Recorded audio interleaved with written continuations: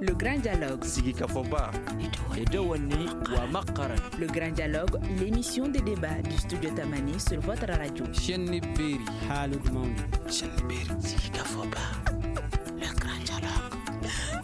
Signature le 20 juin 2015. Où en sommes-nous avec la mise en œuvre de l'accord pour la paix et la réconciliation?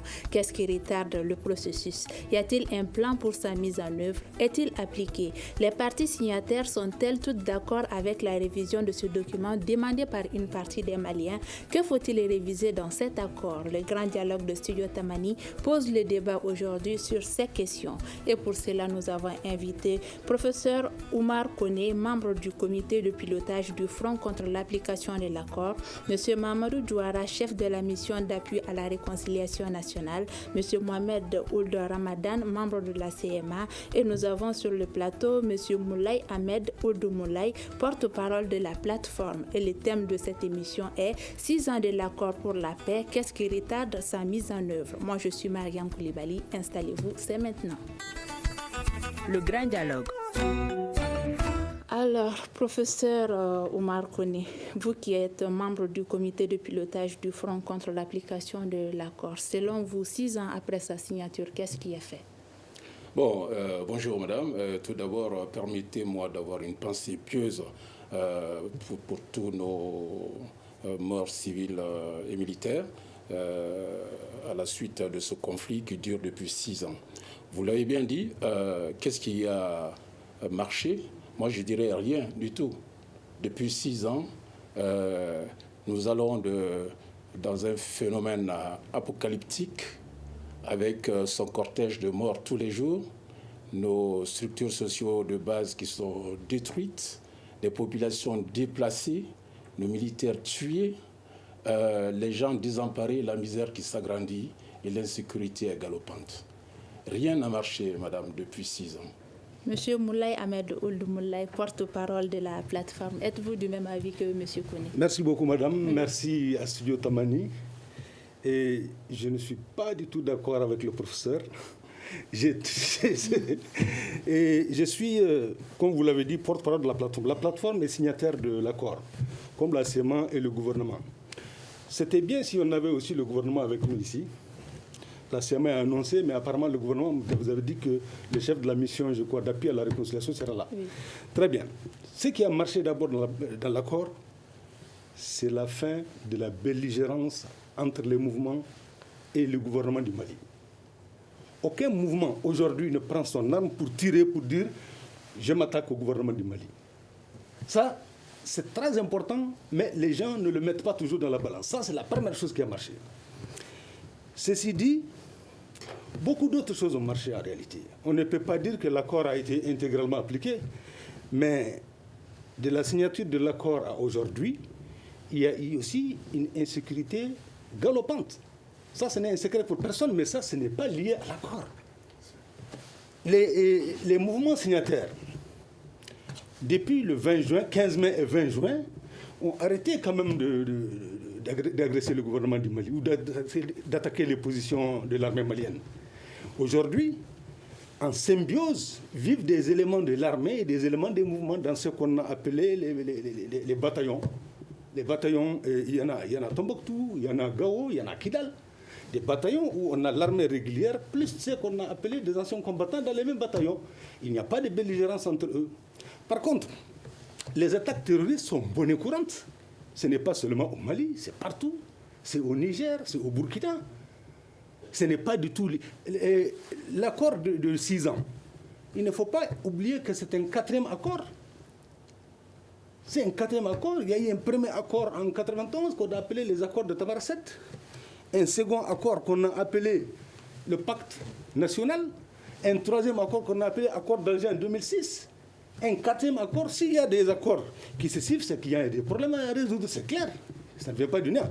Et les problèmes à résoudre, on a commencé avec j'ai dit, la signature de l'accord, avec l'accompagnement de la communauté internationale, avec l'accompagnement du médiateur qui nous a reçus pendant 7-8 mois de négociations à Alger. Les gens sont en train de travailler et ils ont fait un cadre de travail qu'on a appelé l'accord. L'accord, c'est un accord pour la paix. C'est un accord pour la réconciliation. Ce n'est pas un accord de paix, c'est un accord pour la paix. Et il y a évidemment beaucoup de dispositions là-dedans qui n'ont pas été prises en charge jusqu'à aujourd'hui, mais il y a bien des choses quand même qui ont été faites, il faut le reconnaître, quoi.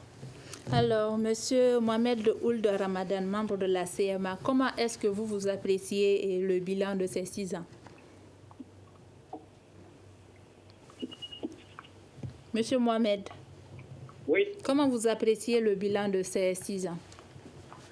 Bon, nous, on peut dire que le bilan n'est pas à l'attente de la population après 6 ans de sa signature.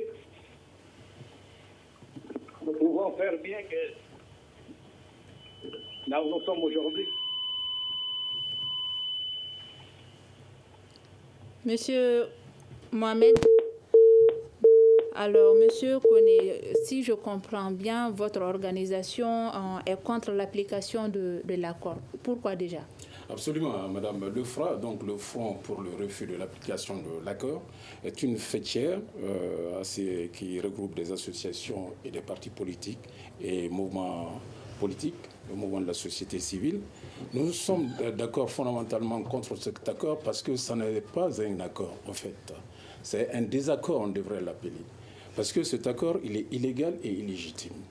Il est dit clairement qu'en République du Mali, quand vous avez un traité ou des accords, cet accord doit passer devant la table du Parlement, donc l'Assemblée nationale. C'est l'article 115. Ça n'a jamais été fait. Il n'a même pas été discuté au sein du Conseil des ministres. Donc, d'une part. D'autre part, c'est un accord érigé par des puissances étrangères, des puissances exogènes. J'ai la preuve des lettres qui sont écrites, par exemple, à Genève, en Suisse, où déjà dans ces 2 documents, j'ai un compte-rendu, une lettre datée du 4 juin, figurez-vous, 2015, donc avant de parapher l'accord et avant sa signature, qui disait clairement que le Mali va signer pour un État fédéral.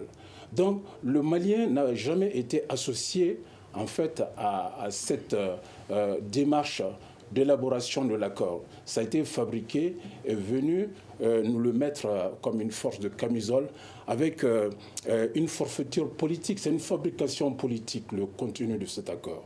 Le fondement, c'est une fabrication politique et juridique. Ce n'est pas un accord. Un accord est supposé entre au minimum 2 personnes, sinon plusieurs personnes, avec les avantages, le consensus, on va dire. Il n'a jamais été discuté au Mali.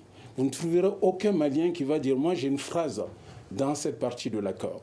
Et qui, du plus, cet accord est venu pour être mis sur le peuple malien. C'est le peuple malien qui doit supporter tous les frais, l'article 14 de l'accord. Alors, c'est pernicieux aussi, c'est un accord de désaccord. C'est un accord qui amène la fracture, la partition du Mali. C'est un accord qui amène un État dans un État. Je mets quiconque au défi de me trouver 3 mots dans l'accord. L'autonomie, le fédéralisme et l'indépendance. Vous n'allez pas les trouver, mais ce sont ces concepts qui sont développés dans l'accord. L'article 6 indique clairement que le président de l'Assemblée régionale est élu au suffrage universel direct comme le président de la République. Donc, vous connaissez tous la réalité. Kidal, aujourd'hui, est une tour de Babel qu'on ne peut pas prendre, que l'armée malienne ne peut pas aller à Kidal. Pourquoi? Parce qu'à Kidal même, vous avez la CESMAC, qui est une milice française et touareg qui garde la ville de Kidal et empêchant l'armée malienne d'y pénétrer.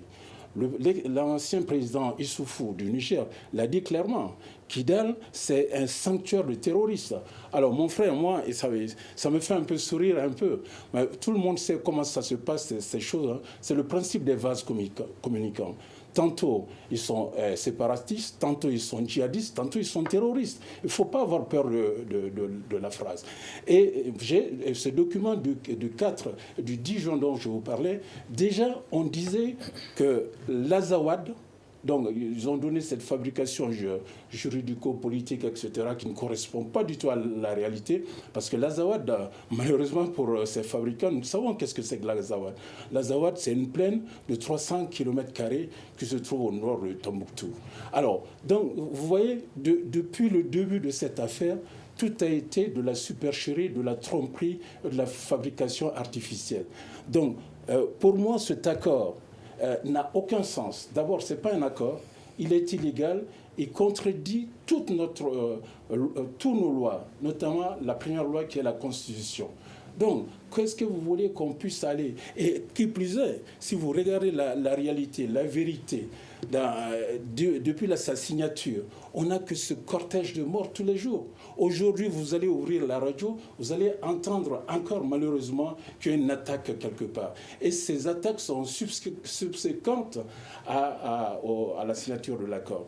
Donc, pour moi, je pense qu'on n'est pas avancé et on ne veut pas voir la réalité en face pour se ressaisir et se parler. Alors, de deux choses l'une. On va en venir, voilà. Monsieur Koné. Monsieur Mohamed Ould Ramadan, membre de la CMA, vous venez d'écouter Monsieur Koné. Partagez-vous ses avis? Non, moi, je ne l'ai pas écouté. Malheureusement, je ne suis pas venu pour cela. Je croyais qu'on allait débattre les avancées, les obstacles et qu'est-ce qu'il faut faire pour cet accord. Et je ne croyais pas que j'aurais en face de moi quelqu'un qui nie tous ces efforts que les communautés internationales et les Maliens ont fait ensemble. Donc, je me retire, je suis désolé. Je me retire, je suis désolé. Je ne m'attendais pas à cela. Je me retire, je suis désolé. Monsieur, s'il vous plaît, restez. Yes. D'accord. Alors, Monsieur Moulay Ahmed Ould Mohamed, vous êtes porte-parole de la plateforme. Vous venez d'écouter Monsieur Koné. Qu'avez-vous à dire sur ses propos? Pensez-vous qu'il dit vrai? Et très honnêtement, je ne partage pas ses propos. Oui. Je ne partage pas son point de vue, notamment sur l'accord. L'accord, c'est un accord, un cadre de travail politique. L'accord lui-même propose lui-même qu'en avançant, les gens s'entendent sur des choses sur lesquelles ils peuvent avancer et s'entendent sur les choses sur lesquelles ils ne peuvent pas avancer. Ça, c'est prévu dans l'accord, en son article 65. Je suis désolé de voir aujourd'hui quand même un professeur, avec tout le respect que j'ai pour vous, franchement, un grand respect pour vous, un professeur qui pense que l'accord qui, dans son préambule, garantit l'unité nationale, le caractère républicain, la laïcité, dans son préambule, il garantit tout ça là. Alors, je suis surpris d'entendre que c'est des gens qui... C'est vrai qu'avant la signature de l'accord, il y a des gens qui ont déclaré un État.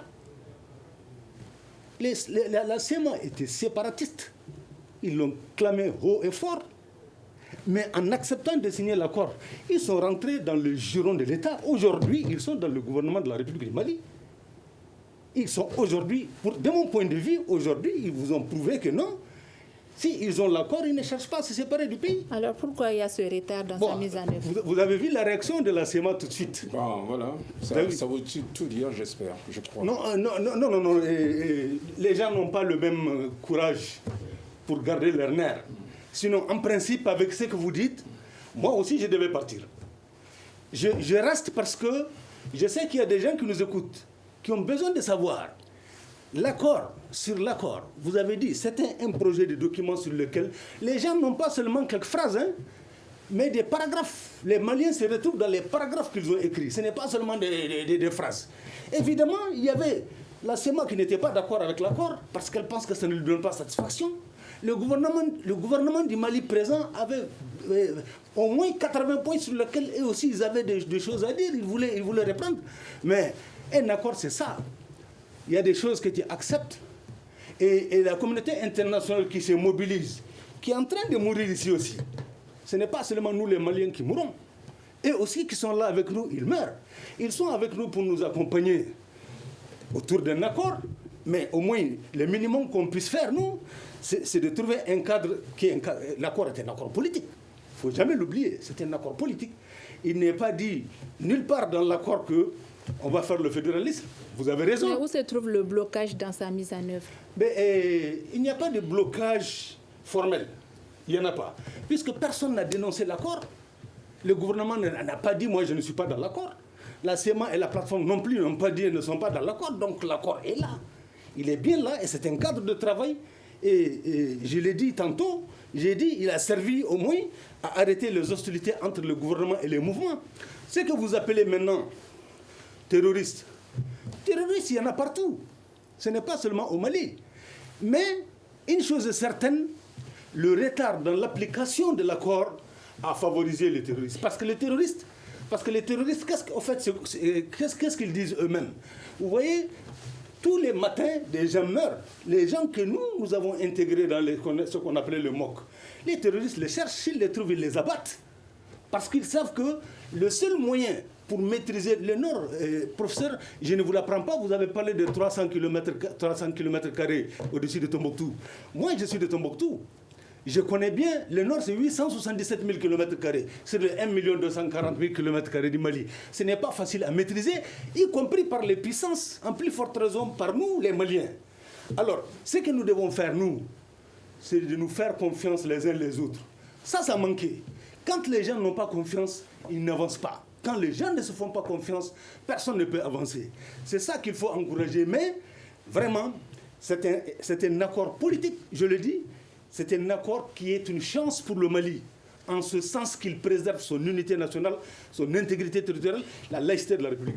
6 ans de l'accord pour la paix, qu'est-ce qui retarde sa mise en œuvre? Alors, professeur Koné, du moment où l'accord est signé, qu'est-ce qu'il faut faire maintenant? Bon, l'accord est signé, comme moi je ne me réunis pas. C'est un mauvais accord, il ne va pas dans le bon sens. Et ça va dans la partition du Mali. Ça, je le maintiens. C'est un accord que j'ai lu et rélu, fait de conférences de presse là-dessus. Depuis 2014, je travaille sur cet accord. Donc, moi, je soutiens mon peuple, le peuple malien, dans toute son entièreté. Je ne fais pas de différence entre Malinké et Touareg. Tous ceux qui se reconnaissent comme peuple du Mali, ça je soutiens. Et j'affirme que cette signature de l'accord, le Mali n'a pas vraiment été associé. À savoir d'ailleurs que les observations faites par les députés en son temps ont été rejetées, complètement rejetées. C'est une fabrication politique. Qui a d'autres enjeux géostratégiques. Mais l'accord est là. Comment faire pour que tous les Maliens puissent s'y retrouver? Alors, comment faire concrètement? Il faut faire un nouveau accord endogène entre Maliens. Mais cela a été déjà proposé par le nouveau Premier ministre lors de son investiture. Il parle de la révision de l'accord de façon intelligente. Moi, ce que je vous dis, c'est de faire et d'élaborer un nouveau accord endogène. Ça veut dire entre les Maliens, sans tenir compte des désiderata des puissances exogènes, donc des puissances étrangères. Parce que la vérité derrière tout ça, c'est des enjeux géostratégiques qui est derrière. C'est notre sous-sol qui intéresse. Alors, on n'hésite pas à massacrer, et nous ne sommes pas le seul pays africain dans ce sens. C'est la même chose en République du Congo. Alors moi, je regrette un petit peu, dans un débat pour expliquer l'accord, si le représentant de la CEMA se comporte comme cela, ça veut tout dire. Ça veut tout dire. Il faut pouvoir discuter, mais dans la vérité, qu'on se regarde dans les yeux et se dire franchement. Là, on peut faire quelque chose, on écrit, peut faire ça. Là, on n'est pas d'accord, on n'est pas d'accord. Mais vous comprenez, Kidal, c'est aujourd'hui un État dans un État. Le matin, on plante le drapeau malien. Le soir, on enlève le mât avec le drapeau. On ne peut pas... actuellement, ils ont beaucoup de facilité à venir à Bamako discuter avec nous en toute liberté et en toute quiétude. Mais nous, on n'a pas cette liberté. Donc il faut qu'on se dise la vérité. C'est une fabrication politique et on n'ira nulle part avec cet accord parce que le peuple ne s'y reconnaît pas. 90% du peuple rejette cet accord. C'est ça. C'est parce que, vous comprenez, un accord, on ne peut pas l'imposer à un peuple. Cet accord, je vous ai dit, il est illégal et illégitime. La légitimité d'un accord, il faut que le peuple y soit d'accord. Bon, quand on regarde entre nous, Maliens, s'ils se reconnaissent toujours dans la République du Mali, on peut se parler. Ici, il y a des problèmes du Nord. On peut se parler. Les infrastructures, par exemple, on peut dire, oui, effectivement, il faut faire des infrastructures. Les structures sociales de base, écoles, dispensaires, etc. On peut dire, oui, ça, il le faut, il faut. Mais on ne peut pas venir partager. Vous voyez, le Mali a perdu aujourd'hui 70% de son territoire. Et que si vous prenez même le symbole, de façon symbolique, le drapeau, soit de soi-disant Azawad, mais il s'arrête où? Dans le cercle d'Ouazan. Mais vous avez dit que 90% des Maliens ne sont pas d'accord avec cet accord. Selon quelle étude? C'est par la proximité. Le Front de refus de l'accord part aux gens. Il y a des associations là-dedans, il y a des partis politiques. Hein? Bon, c'est du connu. Vous savez, il y a beaucoup de bricolage dessus. Et même la communauté internationale connaît la réalité de cette chose. C'est moi qui vous le dis. Qu'il y aura toujours ce blocage parce que le peuple ne souhaite pas faire du fédéralisme. Donc, si vous voulez faire du fédéralisme, vous mettez ça sur la table, on parle du fédéralisme. On est d'accord ou on est contre? Si vous ne voulez pas faire du fédéralisme, vous voulez aller à l'indépendance, vous mettez ça sur la table, on en parle.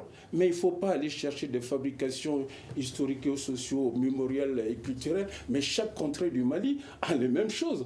Mais l'Azawad n'a jamais été un empire. L'Azawad n'a jamais été un royaume. C'est pour cela qu'il faudrait que nous et nos frères qui se reconnaissent toujours maliens, nous puissions dialoguer entre nous.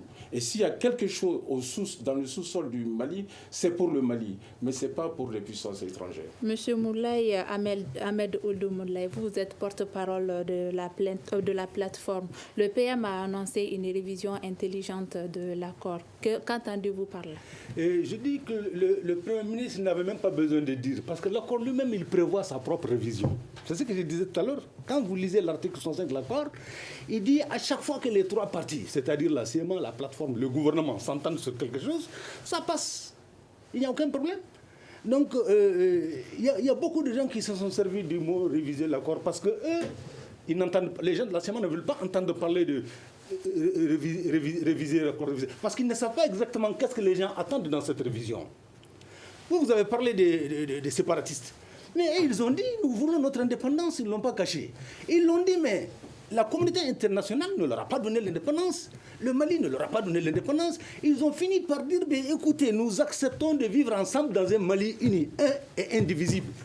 Mais ça a un contenu, c'est important. Quelqu'un qui hier te dit, bon, moi, et puis vous parlez des richesses sur le sous-sol. À quoi ça vous sert des richesses dans un sous-sol que vous ne contrôlez pas? Vous ne pouvez pas les contrôler si ce n'est pas avec tout le monde. Pour le moment. Vous ne pouvez pas me trouver moi dans ma maison, vous dites, bon, je prends le titre foncier, toi dehors. Non, c'est pas comme ça. C'est pas comme ça. Bon, ce que vous êtes en train de dire, ça ressemble à ça. Moi, je vois pourquoi il est parti. Non. Heureusement qu'il n'est pas resté. Je vais vous dire, si vous m'amenez, moi, à Sikasso, à travers la forêt, les arbres, je vais me perdre. Hein. C'est clair. N'importe quel oiseau peut me faire du mal, n'importe quel animal peut me faire du mal. Si toi, on t'amène dans l'Azawad là que tu dis, tu ne reviens pas. Hein? Peut-être. Donc, il faut, si nous sommes des frères à toi, si les gens qui sont là-bas, c'est des frères à toi, il faut les prendre comme des frères. Il faut avoir confiance en eux. Il ne faut pas lire en eux la division du pays, non. Et je vais vous dire, les concertations qu'il y a eu pour que le Mali soit, tous ces chefs que vous voyez là, Touareg, Arabes, nomades, Peuls, Songoï, ont été tous consultés. Est-ce que vous sortez du Mali, vous partez à l'indépendance ou bien vous restez dans le Mali? Ils ont choisi librement d'être dans le Mali. Ils ont bien fait. Alors, s'ils ont bien fait, il ne faut pas que leur petit-fils fasse les frais. Avec des idées comme les vôtres, professeur. Je vais vous dire, l'accord, Dieu vous a donné un bagage intellectuel. Vous devez être de ceux qui se battent pour que l'accord reste entre les gens. Parce que l'accord, je l'ai dit, c'est un accord pour la paix et la réconciliation. Il faut le regarder comme tel. Ne tenez pas compte des phrases que vous avez souhaité vous-même mettre ou que quelqu'un n'a pas pu mettre. Faites en sorte que les Maliens se parlent, que les Maliens s'entendent. Mais si chaque fois que je sors le turban, tu me dis, ah non, tu es un terroriste, tu es un séparatiste. Ah non, en ce moment, tu n'es pas en train d'aider ton pays à avoir la paix. Moi, je préférais rester ici pour te le dire. L'autre n'a pas eu le courage de s'arrêter pour le dire. Bon, les gens n'ont pas le même tempérament. Mais je lui concède son départ. Parce que je sais tout ce qu'on a entendu. Chacun est libre. Voilà, exactement. Donc, professeur, mettez-vous à l'aise, s'il vous plaît. Ne regardez pas du noir dans l'accord. L'accord, c'est une chance pour le Mali. Il faut regarder à l'intérieur, voir ce que tu peux changer à l'intérieur à travers les actes que tu poses tous les jours. C'est ça un accord. Au départ, ils disent commission d'enquête indépendante internationale. Personne ne le dit plus. Aujourd'hui, ils ont accepté de rentrer dans le gouvernement alors qu'ils disaient il faut notre pays, notre gouvernement.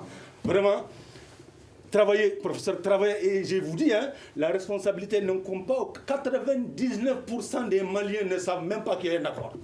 C'est même pas leur problème. Voilà, c'est ça. Je vous dis, c'est même pas leur problème. Mais je vous dis, mais le problème, c'est nous, c'est vous et nous, c'est les intellectuels de ces pays-là. Il faut l'expliquer.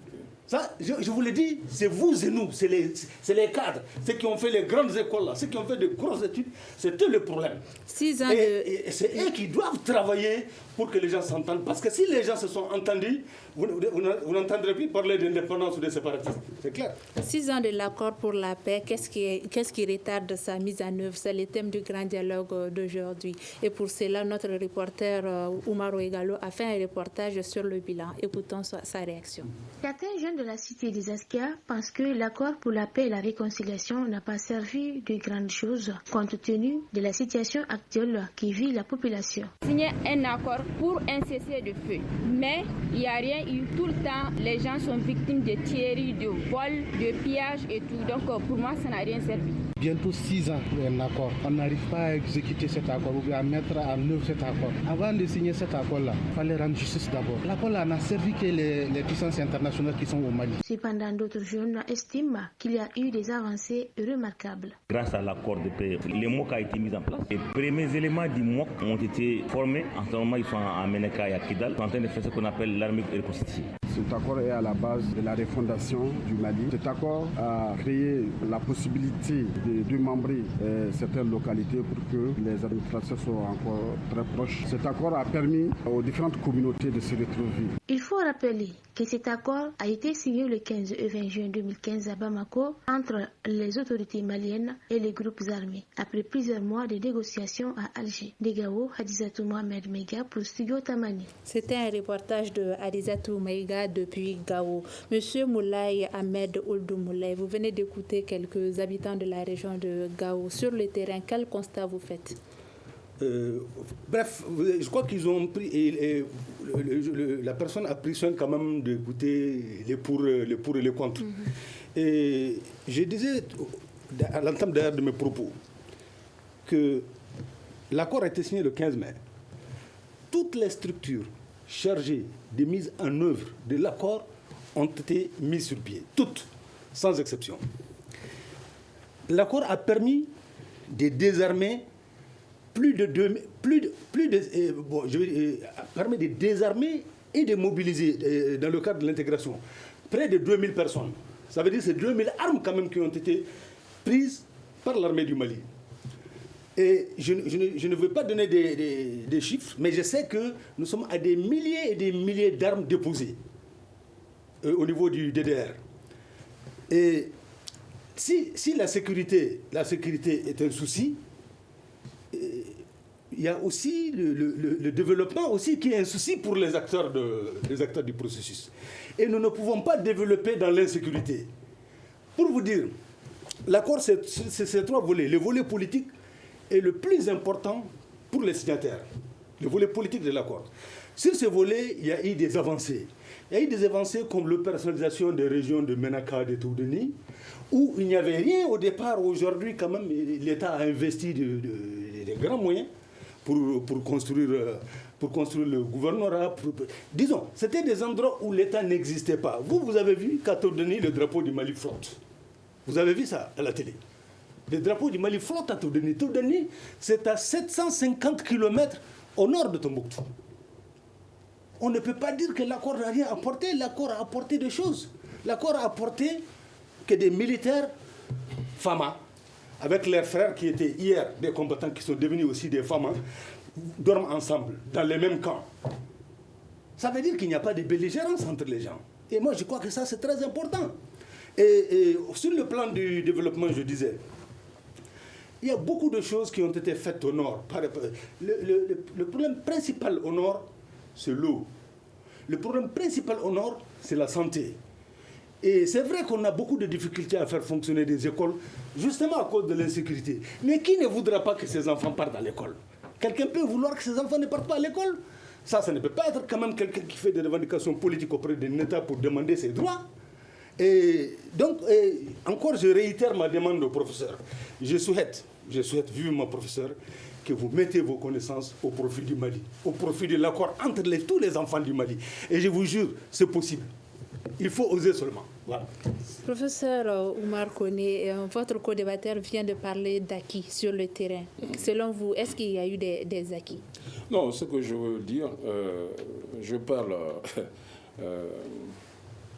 sans regarder être dans le noir ni être dans le blanc. Je parle dans la vérité. Alors la vérité nous impose de nous donner la main pour construire ce pays. Là, je suis d'accord. Mais je ne serai jamais d'accord dans la forfaiture pour tromper mon pays et amener à sa division. Donc, pour quiconque qui connaît, le professeur André Bourgeot, un célèbre anthropologue, a dit clairement que c'est une fabrication politique et qu'il faudrait renégocier cet accord. Et pourtant, c'est un Français. Donc, il y a, le caractère intellectuel nous impose de dire la vérité, même si ça nous coûte. L'article 65 dont vous parlez, dans le dialogue national inclusif, j'en ai parlé. L'article 75 dit « Les dispositions du présent accord et ses annexes ne peuvent être modifiées qu'avec le consentement express de toutes les parties signataires du présent accord et avis du comité de suivi. » Donc ça veut dire quoi? Les signataires, c'est qui? Le gouvernement, les deux groupes armés, SEMA et Plateforme, hein, n'est-ce pas?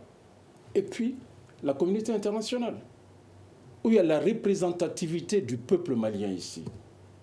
C'est pour cela que le dialogue national inclusif a demandé sa relecture à minima. Et il y a une résolution là-dessus.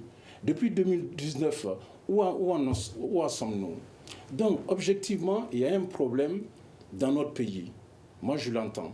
Mais j'aimerais que les fils de ce pays, qui aiment ce pays... Moi, ça me fait... C'est un déchirement pour moi. Prendre des armes pour tirer sur tes propres soldats, jamais au grand jamais, moi, je vais oublier nos soldats qui ont été massacrés à Aguelok un certain 17 janvier. Ils ont été mis à plat ventre, égorgés. Crime contre l'humanité, crime de guerre. Maintenant que nous sommes dans le processus de paix, vous n'avez remarqué aucune avancée sur le terrain? On fait du semblant. C'est pour cela que ça dure comme ça. On peut durer comme ça 15 ans. On peut durer comme ça 15 ans sans trouver la solution. La meilleure solution, c'est de nous retrouver entre frères, que les gens du Nord, parce que quand vous prenez l'accord, il est assez discriminatoire à plusieurs égards. On parle des gens du Nord, population du Nord, ressortissants du Nord, région du Nord. Et pourtant, le titre qui est dessus, c'est l'accord au Mali. Mais où sont parties les autres régions? Donc quand même, l'intelligence et l'impartialité intellectuelle d'être malien, mais de dire la vérité. Moi, personnellement, je sais qu'on a tous des parents dans le Nord, et vice-versa. Moi, je dis encore, ici, nous sommes beaucoup accueillants. Nous ne poussons pas à la violence. Mais il est impossible à nos compatriotes, mais nos préfets qui ont été assassinés, hein, que tout le monde les a oubliés, ça part par perte et profit. Donc il faut qu'on se regarde les yeux dans les yeux, se dire la vérité. Moi personnellement, je tire mon chapeau au général Gamou. Il a fait la guerre, il connaît ce pays, il connaît la réalité. Très bien. N'est-ce pas? Très bien. Mais je ne vais jamais refuser de parler à Gamou ou les autres.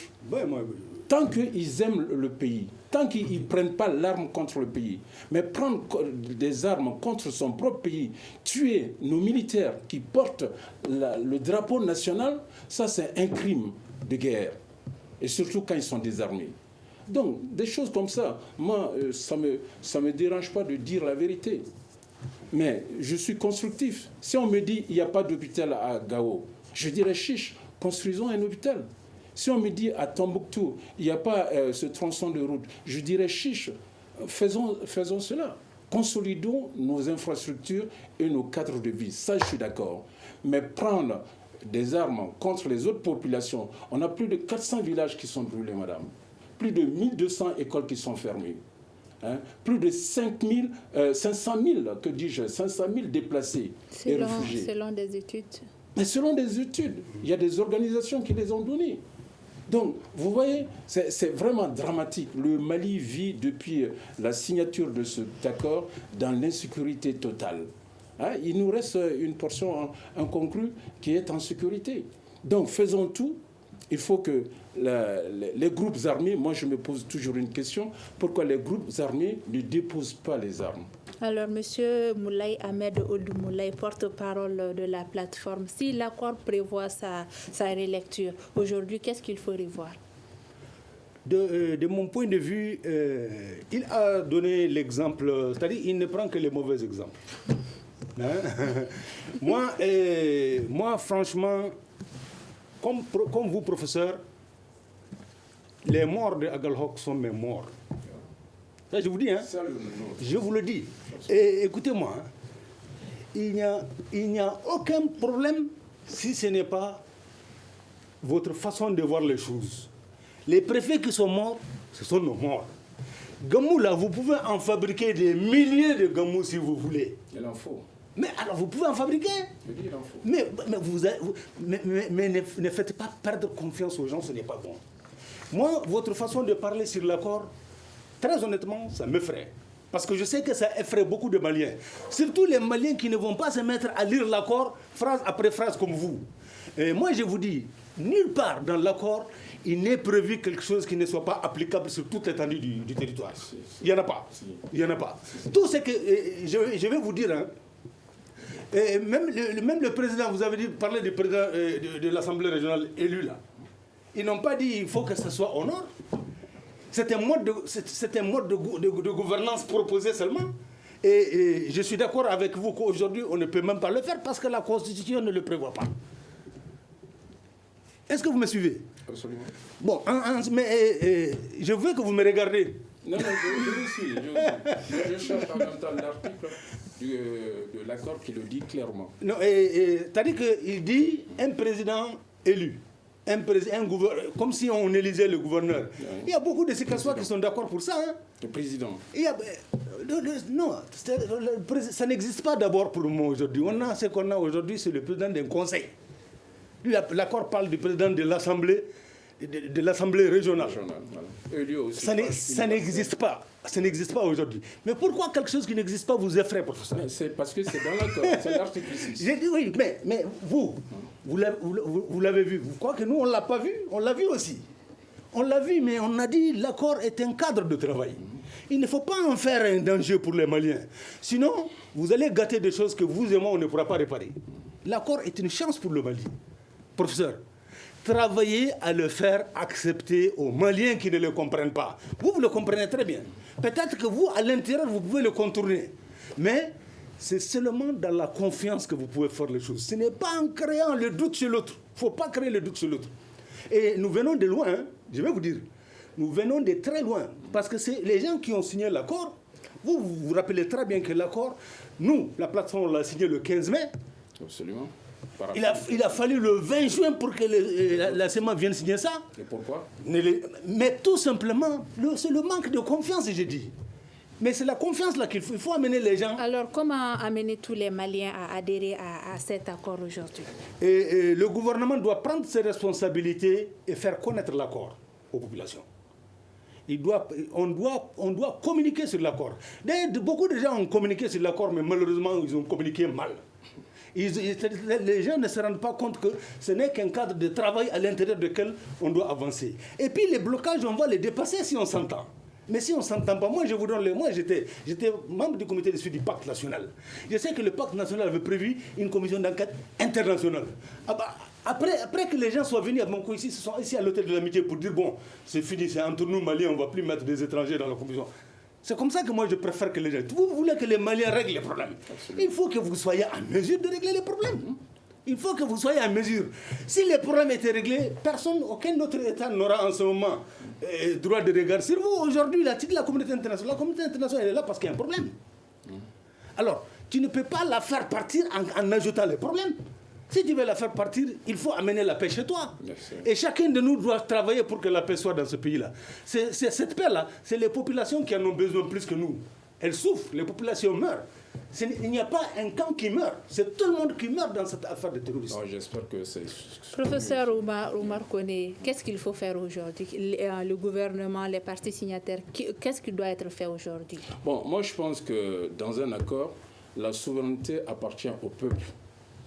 Le peuple a demandé sa relecture, à minima. Le FRA trouve que, dans le front de refus pour l'application de l'accord, que c'est un mauvais accord, sinon c'est même le summum du désaccord. Il faut faire un nouveau accord entre les Maliens. Cela, on n'ira nulle part avec ça. On est en train de chercher la barque. Le Mali n'a pas de finances budgétaires pour supporter cet accord. L'article 14, les 30% qui sont pris chaque année pour financer. Le Mali ne peut pas. Deuxièmement, quand la communauté internationale fait des promesses, parce que derrière, j'ai lu un document presque top secret qui dit que le cadre de plan des Nations Unies va financer à 1,1 milliard de dollars. Donc ça fait plus de 500 milliards. Il y a ces enjeux-là. Mais l'Occident ne fait rien pour l'Afrique sans contrepartie. Donc c'est aux Maliens de se replacer dans la discussion, de se dire franchement qu'est-ce qui ne va pas à Kidal, qu'est-ce qui ne va pas à Tombouctou, qu'est-ce qui ne va pas à Gao et qu'est-ce qui ne va pas à Gaï aussi. Donc selon vous, la solution est malienne? La solution est malienne et ne peut être que malienne. Si monsieur, vous savez, je ne suis pas partisan et je n'aime pas stigmatiser. Je vous dis, les Touaregs sont nos frères, nos parents, et c'est des Maliens à part entière. En tout cas, ceux qui reconnaissent le Mali. Mais quand vous prenez un bouquin qui dit, dans le cadre institutionnel et réorganisation territoriale, les partis conviennent de mettre en place une architecture institutionnelle permettant aux populations du Nord, dans un esprit de pleine citoyenneté participative, de gérer leurs propres affaires sur la base du principe de libre administration. Je dis forfaiture. Forfaiture, pourquoi pratiquement à la fin de l'émission, la Constitution, l'article 70. Nous arrivons à la fin de l'émission. Le thème du grand dialogue d'aujourd'hui était 6 ans de l'accord pour la paix. Qu'est-ce qui retarde sa mise en œuvre? Nos invités étaient professeur Oumar Koné, membre du comité de pilotage du Front de refus contre l'application de l'accord, monsieur Mohamed Ould Ramadan, membre de la CMA qui a décidé de quitter le plateau, et monsieur Moulay Ahmed Ould Moulay, porte-parole de la plateforme. Moi, je suis Mariam Koulibaly. L'émission a été coordonnée par Mamadou Touré. À la régie, il y avait Noum Djiré et Mamadou Ouattara. Et je vous dis à demain. Le Grand Dialogue. Le Grand Dialogue, l'émission des débats du studio Tamani sur votre radio.